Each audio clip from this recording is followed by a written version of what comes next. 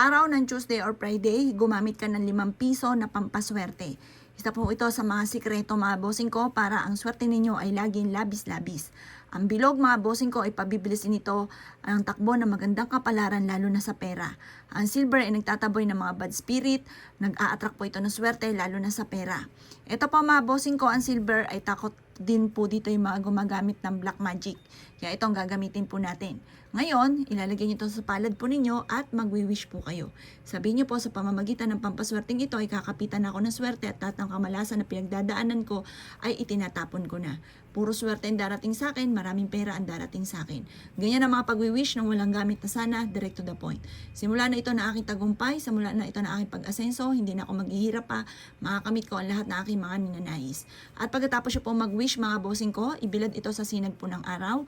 At ito ang gagawin na natin lucky charms yung 5 pisong ito mga bossing. Pwede nyo rin siyang sulatan dito ng 8, nakagaya ng ginagawa ko mga bossing. Sulatan nyo siya ng 8, kahit dito lang mismo, wag yung tao. Kasi yung tao mga boss, yan yung magtatawag ng swerte, lalo na sa pera.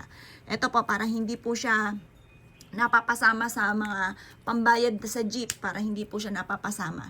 Special po siya kasi may sulat na siya ng 8. Ang ibig sabihin ng 8, never ending na swerte mga bossing. Kaya kung nais ninyo na never ending ang swerte, ito ang kailangan po ninyo mga bossing ko, ang baryang ito.